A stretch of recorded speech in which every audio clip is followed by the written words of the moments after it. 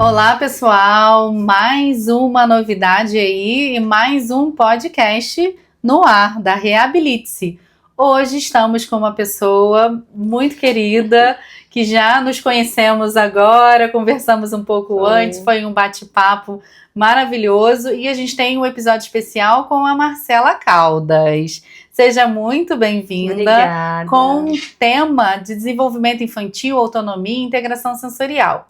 E aí a gente vai conversar sobre a parte do desenvolvimento infantil, a autonomia. A gente vai falar um pouquinho com essa profissional que é apaixonada por essa área, pela infância, que tem se dedicado a ampliar a participação das crianças no cotidiano com base em evidências e sensibilidade.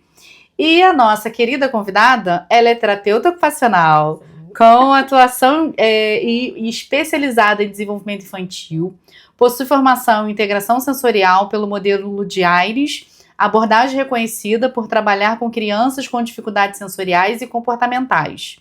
Atualmente é mestranda pela Universidade Federal de Minas Gerais, chique demais, desenvolvendo uma pesquisa voltada à infância e a participação funcional. Seja muito bem-vinda. Obrigada, prazer estar aqui. Obrigada pelo convite. É muito bom poder estar, em um espaço que a gente compartilha, troca e espero aí contribuir. Com certeza já está contribuindo muito, porque é um tema muito pertinente, muito importante para que as pessoas conheçam melhor o trabalho da terapia ocupacional. Sim. Então vai ser muito útil e muito obrigada também por você ter aceitado esse convite. Nada, obrigada. E eu queria já começar fazendo uma perguntinha para você. Sim. Começando pela sua trajetória, né? Sim. O que te fez escolher a terapia ocupacional e principalmente ser apaixonada tanto pelo trabalho com a infância? Então, a minha história com a terapia ocupacional não começou na infância. É uma história que eu gosto de contar muito, assim, conto para várias pessoas, porque eu escolhi ser TO com 15 anos, que é uma coisa raríssima, né? Hoje, Muito. Imagina há mais de 10 anos atrás. Eu tive, um tio, o irmão do meu pai, que ele foi diagnosticado com esclerose lateral amiotrófica, a ELA, que é uma doença degenerativa. E quando ele recebeu o diagnóstico, eu estava ali entre término da infância, começo da adolescência, e naquela época não se sabia praticamente nada sobre a doença, muito menos do que se sabe hoje, e a minha irmã, os meus primos, acabamos nos envolvendo no cuidado com ele, e era algo que realmente precisava de cuidados muito específicos, diários, porque por ser uma doença degenerativa, as coisas iam acontecendo aos poucos mais rápido, ao mesmo tempo.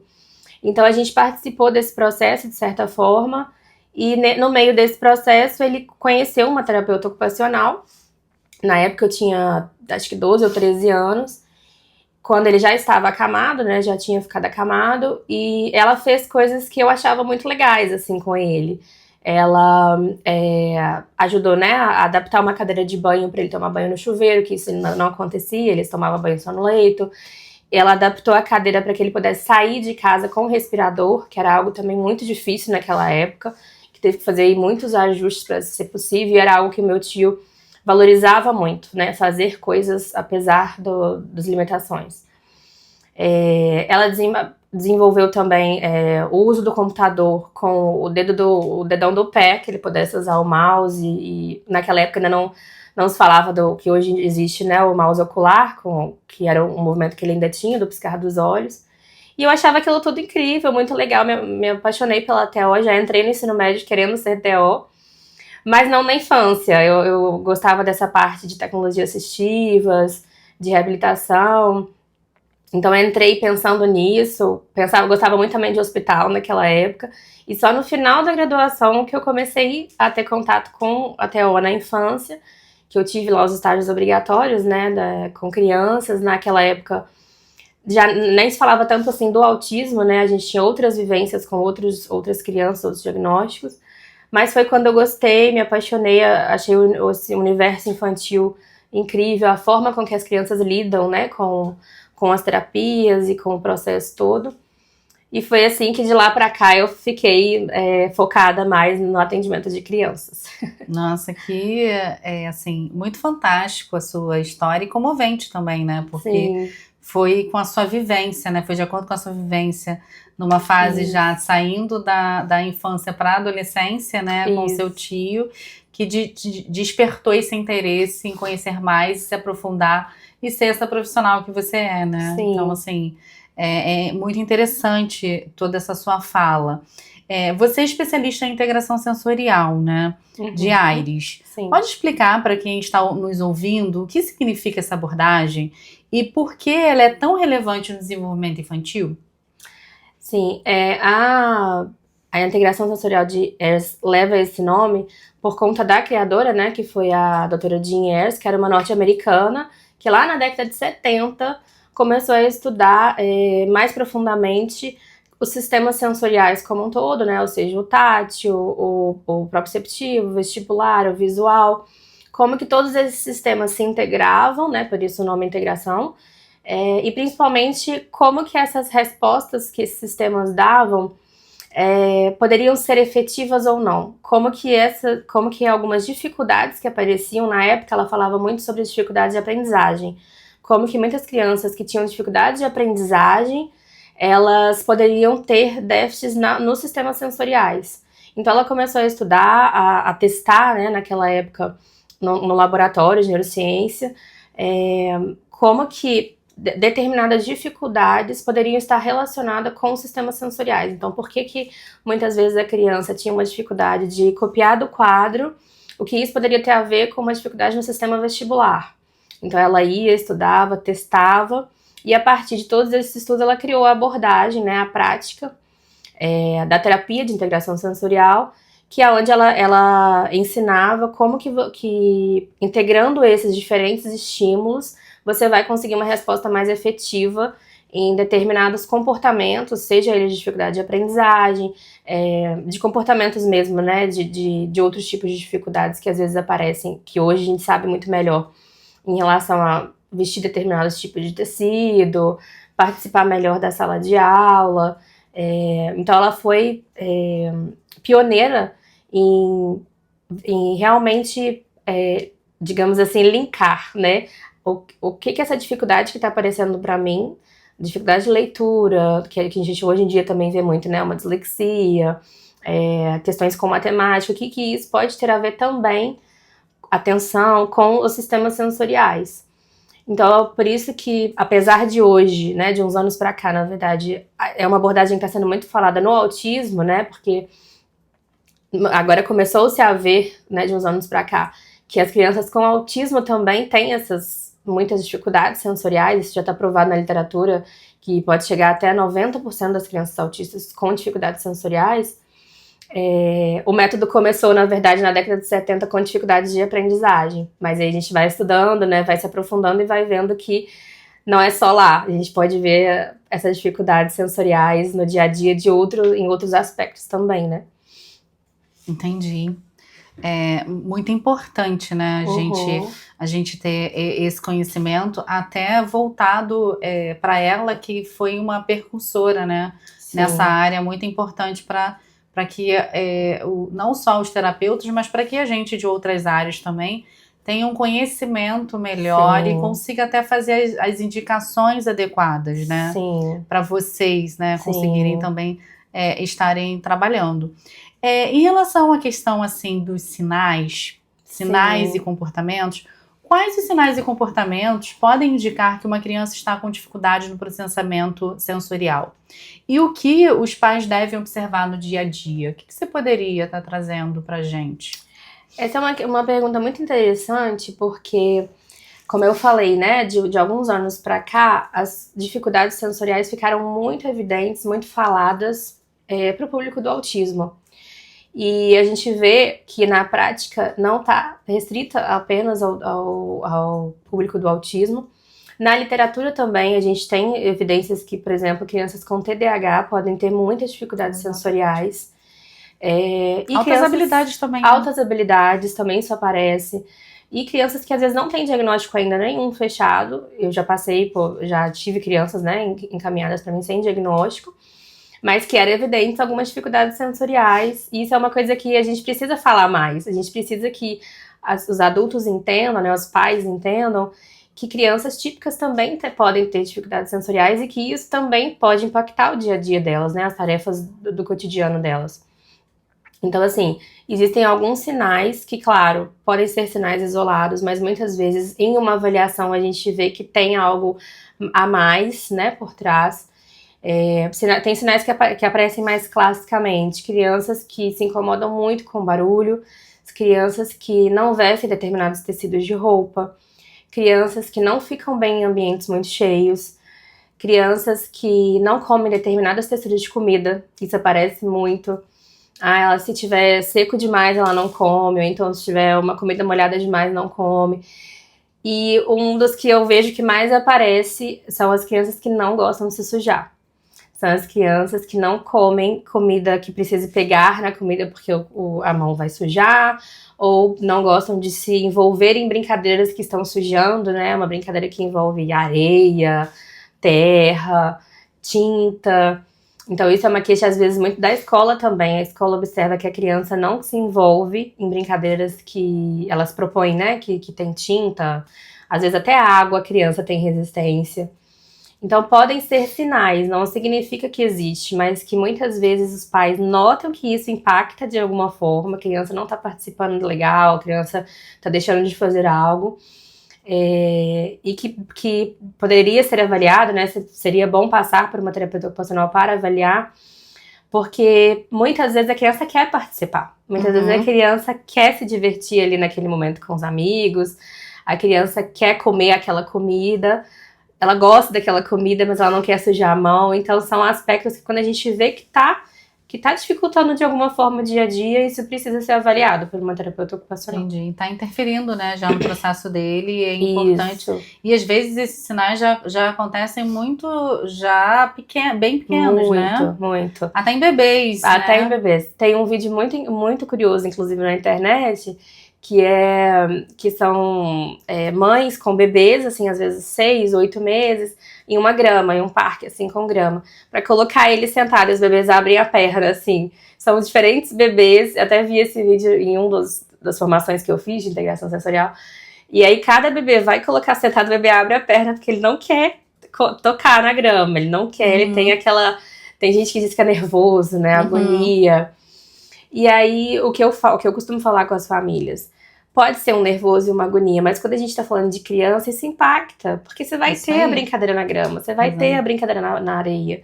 Então, às vezes, eu escuto das famílias, não vou na praia, porque é sempre um estresse na praia, porque tem que ficar segurando no colo, colocar na canga, e... Se tiver qualquer contato com a areia, a criança se desorganiza às vezes, né? E eu tava até conversando com uma mãe há pouco tempo sobre isso, de sujeira com tinta.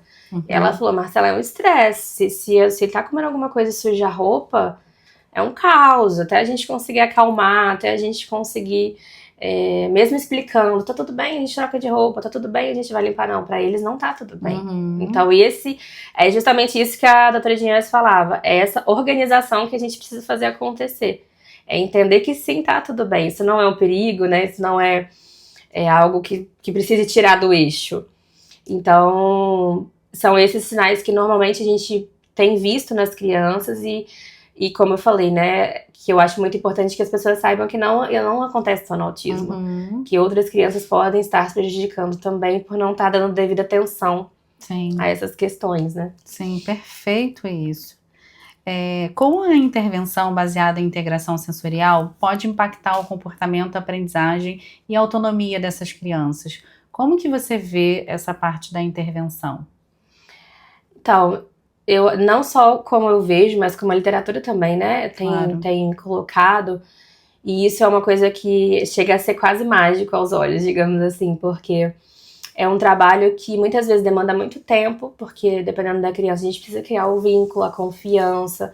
É muito comum eu receber em consultório, né, e também pelas amigas, né, as colegas que eu converso, receber em consultório crianças que são muito receosas de tentar, de arriscar, de se expor aos estímulos. Então isso é um processo que a gente vai, né, trabalhar, respeitando, né, claro, a autonomia e segurança da criança, Mas é um processo que quando ele começa a acontecer, é muito bonito. Porque a gente começa, ao mesmo tempo que a gente tá vendo aquela evolução na sessão, a gente recebe também das famílias. Ele começou a fazer isso que ele não fazia. Então até essa questão de se sujar. Já não fez mais aquele escândalo quando sujou, entendeu que podia limpar. Ou então a escola falou que tá menos agitado, tá participando melhor da rodinha. Ou para crianças maiores, tá ficando mais tempo sentado na mesa. Então é um processo que a gente... Realmente, a doutora Ginés falava que quando há uma desorganização, assim, né, nos sistemas sensoriais, ou a criança não recebe bem, ou ela não responde bem aos estímulos, é como se fosse um trânsito engarrafado, todo cheio de um carro aqui, o outro carro ali, nada vai bem. E o nosso papel é justamente organizar esse trânsito, né, através dos estímulos em sessões, diferentes estímulos, diferentes formas, é realmente organizar para que a criança consiga ver e consiga participar de forma melhor, né? Então a criança, muitas vezes, a gente também escuta: o pai quer muito levar no Maracanã para assistir o jogo, mas ele não vai, não fica. Alguns até com abafador, né? Não fica. E aí é justamente esse o nosso propósito, que ele consiga integrar esses sistemas, né? De forma com que seja possível ir ao Maracanã, seja possível estar em outros ambientes que antes eram insuportáveis. Então, eu tenho uma criança, por exemplo, que a mãe conta que todo lugar que saía, assim, que tinha gente mais desconhecida, um lugar mais cheio, era sempre um estresse. Já ia contando que não ia ficar, contando que 20 minutos era muito.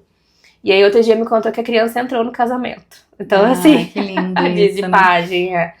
Então, esse é o nosso propósito, assim, a terapia ocupacional sempre vai pensar em diminuir esses impactos, né, em fazer com que, mesmo que ainda exista uma dificuldade, que seja possível que a criança esteja ali e participe da forma com que ela se sinta bem, né, esse é o nosso... Sim, e de forma funcional, né? Sim. Trabalhando sempre essa funcionalidade, que é algo que vocês trabalham muito, né? Muito, sim. Para que esse indivíduo ali funcione para a vida, né? Que Sim. é o objetivo mesmo, né? Isso é uma questão que a terapia ocupacional vai trabalhar em qualquer área, não só na infância, em relação a isso.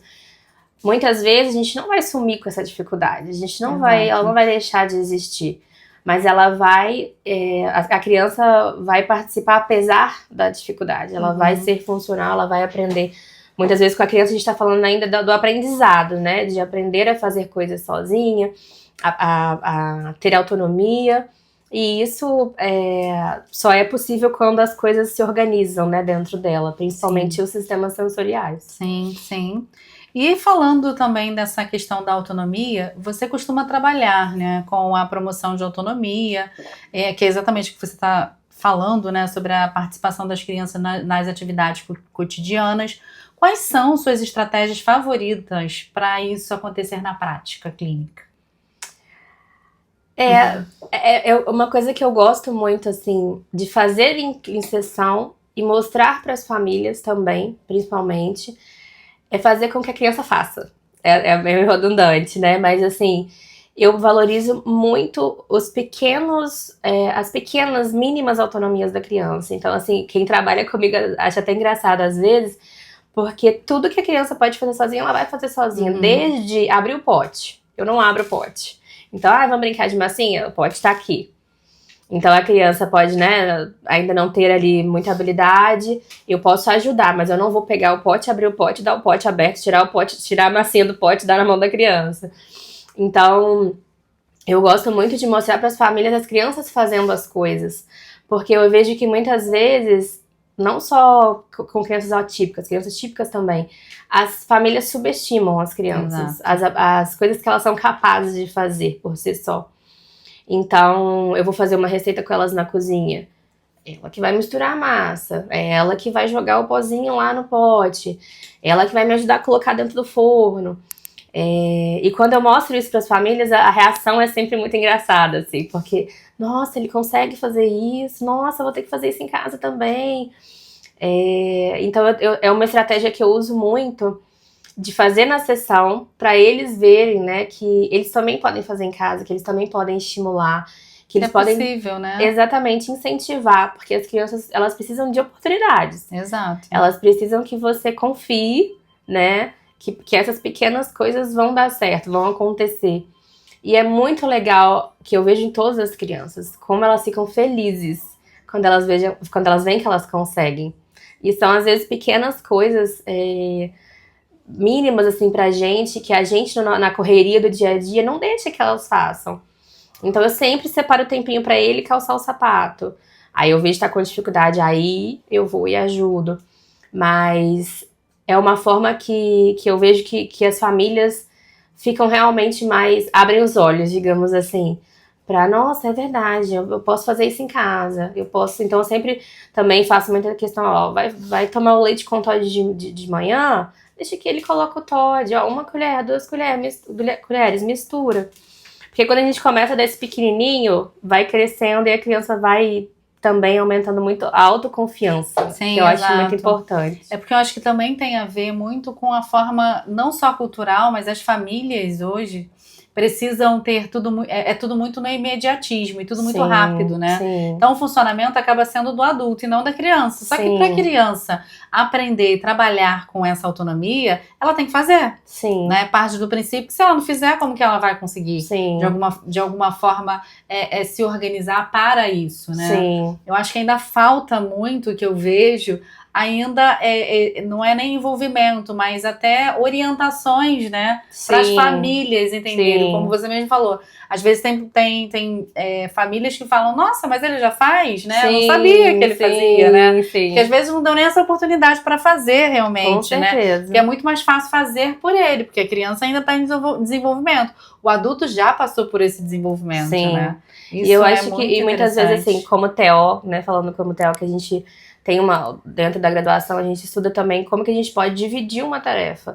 Então, às vezes eu escuto, ele não consegue colocar a meia sozinho. Não, então tá bom. Então você faz a primeira parte, que é colocar nos dedos, e ele vai puxar, colocar no calcanhar. Então ele já fez uma parte, ele já entendeu uma parte. Porque a gente pode sempre dividir, a gente pode sempre pensar qual dessas partes aqui é mais fácil para a criança poder fazer essa e eu faço a outra. E é uma coisa que eu combino até às vezes com o meu filho também. Ele quer me ajudar em alguma parte, eu falo, isso aqui tá meio difícil. Eu falei, então você faz essa daqui e eu faço essa. Porque na prática eu vejo isso assim, todos os dias. As crianças ficam muito felizes. As crianças desenvolvem. Úteis, né? Exatamente. E pensando na vida toda, né? É o que eu falo muito com as famílias, assim, a gente tá plantando uma semente. Porque ele vai precisar disso a vida toda. Se a gente quer um adulto funcional, a gente precisa criar uma criança funcional. E muitas pessoas às vezes não pensam nisso, né? Exatamente. Dá trabalho também. Né? Exatamente. Sobre a questão assim de parcerias, como que você enxerga a parceria entre terapeuta ocupacional, psicólogo e escola? O que pode melhorar quando esse trabalho é integrado? Olha, eu sou muito fã dessa integração de profissionais, assim, eu sempre trabalhei com a equipe multidisciplinar, sempre aprendi muito com os outros colegas de outras áreas. Muitas vezes acontece, assim, né, da família trazer uma demanda e falar, acho que esse aí vai ser melhor você conversar com a psicóloga, né, e ainda mais tratando da escola, que eu falo muito da escola, porque é o ambiente da criança, é o ambiente que a criança vai passar, às vezes, mais do que metade do dia, né? Às vezes o dia inteiro dentro da escola. E eu vejo que hoje as escolas estão mais atentas para essas dificuldades, para essas coisas que às vezes estão fora da curva, digamos assim, né? Mas ao mesmo tempo sinto que a escola também precisa do nosso apoio. A escola também precisa de um olhar de fora, né? Digamos assim.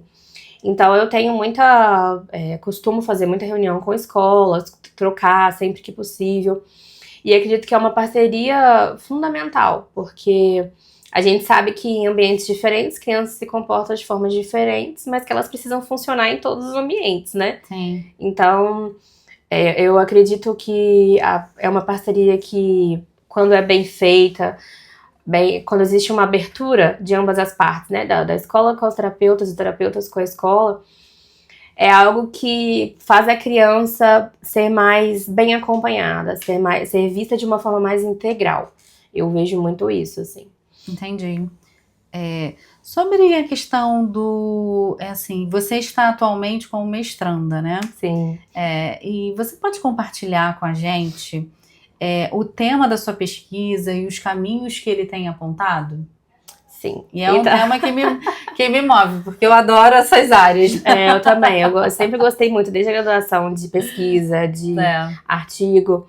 E, na verdade, eu entrei, ainda a minha pesquisa ainda está passando pela fase do comitê de ética, né? Ainda não iniciou, porque a gente está ainda nessa fase mais do começo. Mas o meu interesse é pesquisar com famílias de crianças com autismo, né? Justamente o que a gente estava conversando, o impacto dessas dificuldades sensoriais na participação dessas crianças. Então, é uma pesquisa que a gente quer desenvolver de uma forma qualitativa, que dizem que é quando você faz perguntas abertas para as famílias, né? Para que as famílias tragam para a gente o que elas, no cotidiano delas, na vivência delas, o que elas notam que é mais difícil quando se fala em dificuldades sensoriais. Então, tem uma pesquisa assim muito parecida que foi feita nos Estados Unidos e outra que foi feita no Reino Unido. E que é bem curioso porque as mães apontam questões diferentes, assim. Algumas apontam mais as dificuldades que aparecem dentro de casa, ou seja, a hora do almoço e da janta é um caos, porque se a comida não estiver do jeitinho que sempre foi, não quer, né? Não quer sentar junto com a gente para comer. Outras já apontam mais questões fora de casa, por exemplo. Mais ou menos aquilo que a gente já conversou. Se eu for num ambiente com ele que é desconhecido, que tem muita gente que ele não conhece, muitas vezes a gente tem que voltar antes, fica lá 20 minutos, tem que voltar. Então, são formas muito interessantes de ouvir essas famílias, né? Porque muitas vezes a gente fica ali muito no cotidiano do atendimento, e a gente não tem tempo hábil para ouvir essas famílias e relatar o que elas estão dizendo. Exatamente. É isso aqui que tá difícil pra gente. É isso até para orientar, né? Exatamente. Um dos propósitos da pesquisa é justamente ver como que a gente, enquanto profissional, pode melhorar essas orientações, pode também pensar em outras formas, né, de intervenção também fora dos ambientes controlados, digamos assim, né, que é clínica, casa, enfim.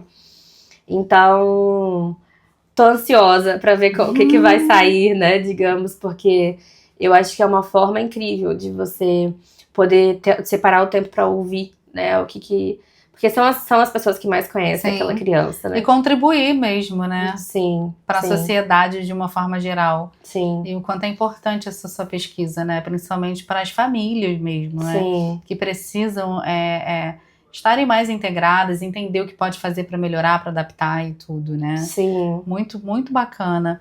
Agora, assim, ainda há muitos mitos sobre o papel, né, do terapeuta ocupacional. Sim. Principalmente voltado para a infância. Qual que é o maior deles, na sua opinião? Olha, são muitos, mas eu acho que o maior deles é realmente que Theo só brinca. E que, assim, eu acho engraçado, assim, muitas pessoas terem essa resistência com brincar, né, falando da infância. Porque a criança brinca o tempo todo, a criança brinca pra tudo, né, digamos assim. Não tem outra forma da gente acessar a criança que não seja através do brincar. E eu sei que, assim, os mitos da terapia ocupacional são muitos em outras áreas também, porque a gente ainda precisa divulgar mais a TO, falar mais sobre os impactos, né, da atuação da TO no dia a dia das pessoas. Então pode ser que as pessoas ali vendo é só brincadeira, mas a gente consegue pensar em tanta coisa durante uma brincadeira. A gente pode observar uma criança brincando e ver tantas coisas através daquilo, tudo que tá legal, tudo que não tá legal, tudo que a gente fala muito, né, da interação da criança com o outro, com o objeto e com o ambiente. Então, tem muita coisa pra gente ver nisso, assim. E eu acho que as pessoas precisam se abrir, as pessoas de forma geral, né, precisam se abrir mais para entender que essa é uma forma de atuação, mas que também pode ser um fim, porque quando a gente melhora a forma de brincar da criança, a gente expande para mais objetos, para mais diferentes formas, para mais possibilidades dentro do brincar, a gente está desenvolvendo habilidades que são necessárias para outros aspectos da vida. Sim, sim. Então, quando eu vejo que existe às vezes uma resistência, assim, de algumas famílias, mas você tá falando da forma com que ele brinca, deixa ele brincar da forma que ele quiser, e não é assim, né? Muitas vezes, é claro que a gente vai respeitar as preferências da criança, mas muitas vezes a gente precisa olhar para aquele brincar e falar assim, eu acho que aqui pode dar uma melhorada, digamos assim, né? Porque o brincar é que a gente fala, um papel ocupacional da criança. Então, se aquela brincadeira, e às vezes até acontece assim, da família chegar e falar, eu vejo que ele não sabe brincar. Não é que ele não sabe brincar, é que ele precisa desenvolver mais habilidades para esse brincar ficar mais rico, digamos assim, né? Tanto com outra criança, quanto com outros objetos. Então, a gente brinca, mas a gente não só brinca, né? Porque atrás da nossa brincadeira tem muito estudo, a gente tem que ler muito, discutir muito caso, parar, observar. E é através disso que a gente vai conseguir conquistar, né, com a criança. Sim, através da brincadeira, a gente trabalha a brincadeira compartilhada, a gente trabalha o jogo simbólico, né? Então, assim, o brincar, ele é importantíssimo para o desenvolvimento infantil. Sim. E as pessoas, às vezes, não têm ainda esse entendimento, né? De uma forma geral. Estamos chegando ao nosso final. A gente podia fazer mais, Verdade. Temos muitos assuntos ainda para falar. Mas eu queria que se você pudesse, assim, né, fechar com uma mensagem. O que você deixaria para os pais e professores que convivem com crianças neurodivergentes ou desenvolvimento atípico? O que você poderia, assim, deixar como mensagem e que conselho daria aos profissionais que estão começando agora na área da infância? Eu vou falar o que eu sempre falo com as famílias também das crianças que né, passam pelo meu atendimento. É muito importante a gente nunca esquecer que cada criança é única. E quando a gente está falando de crianças atípicas, elas também continuam sendo únicas, com as dificuldades, mas com as potencialidades também. Perfeito. Então, todas as crianças têm potencialidade. Todas as crianças, a gente tem algo que a gente vai olhar para aquele algo e falar assim, cara, ele é bom nisso, vamos explorar isso. Vamos usar isso para conquistar isso aqui que não tá indo bem. E principalmente para quem está começando, eu sempre falo assim, que também lembre do caminho, da persistência, assim, porque não é da noite pro dia. Ninguém tem receita de bolo. Ninguém pode prometer mundos e fundos num tempo determinado. Então a gente sempre quer dar o nosso melhor, a gente sempre aproveita também, né, muitas vezes a neuroplasticidade da criança, mas você precisa de paciência, você precisa de vínculo com aquela criança, acima de qualquer técnica, acima de qualquer método que a gente aprende, né, que são importantes, que a gente precisa saber. Para além disso, a gente precisa desse vínculo, entendendo que cada criança vai funcionar de uma maneira, às vezes o que funcionou com uma não vai dar certo com outra, a gente precisa adaptar aqui, a gente precisa pensar ali, é muito raciocínio. Mas é um trabalho que vale muito a pena. É um trabalho que quando você vê a criança evoluindo, quando você vê coisas novas sendo conquistadas, é recompensante. Marcela, muito obrigada. Mais uma vez, né, por você ter aceitado esse convite. Muito obrigada por todo esse conhecimento, de você conseguir compartilhar esse conhecimento com muitos. Eu acho que vai ser importante para que as pessoas conheçam um pouquinho mais sobre essa área, né, de atuação. E eu queria te agradecer te dando uma lembrancinha, na verdade, algo muito simbólico da clínica, mas não, acho que ele não. Deixa eu ver se ele tá aqui. Caiu! Ai, meu Deus do céu, eu fazendo bagunça aqui, Andrei, não me mate. Queria te... Nós somos duas bagunceiras. Queria te agradecer, muita gratidão, tá? Obrigada, eu adorei. Ai, eu posso vir um dia falar só de TO o tempo inteiro. Sim, vem. Pra todo mundo estudar TO, quem tá fazendo a graduação, quem tá no vestibular. Eu queria, assim, finalizar, a gente tem uma maquinazinha infantil que é fofa demais e que o Andrei vai nos ajudar a tirar pra mim. Uma fotinho aqui. Assim? Pode ser. Gente, toca música.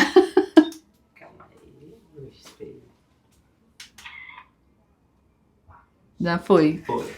Obrigada, Andrei. Ela imprime, gente. Ela imprime. Adorei. Que fofo, adorei. Obrigada. Eu que agradeço, foi Foi maravilhoso. ótimo. Muito obrigada. Gente, quem quiser falar mais de TO, me chame, que eu Pode, adoro falar pode de deixar, TO. vamos sim.